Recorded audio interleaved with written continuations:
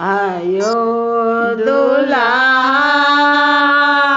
के बाजा अब अहाँ के खानदान छोटकाय यो दुल्हा के बाजा अब अहाँ के खानदान छोटकाय अहाँ के दादे बेचे आदि अहाँ के दादा को जराय अहाँ के मामी बेचे धानी अहाँ के पापा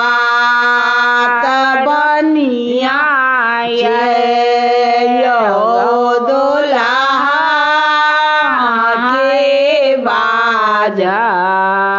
अहाँ के खानदान छोटकाय अहाँ के दाद अहाँ के काके बिउने ढाकी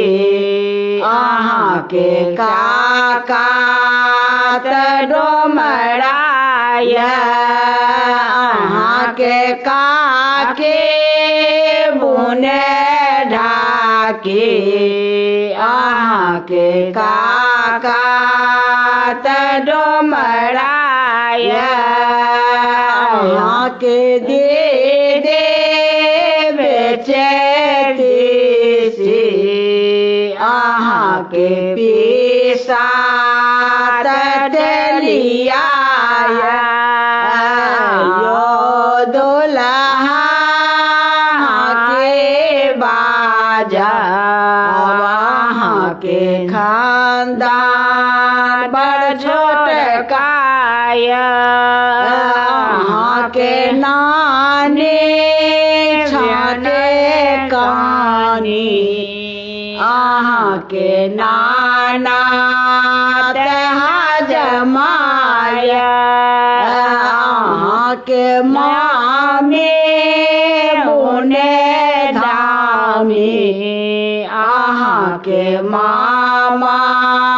छल गोरबाय अहाँ के मामी बुने धामी अहाँ के मामा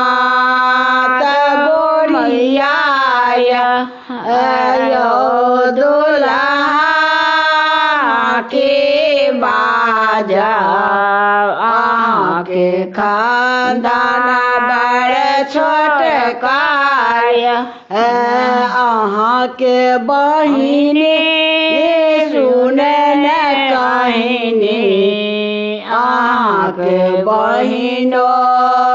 तही जराय अहाँ के बहिनी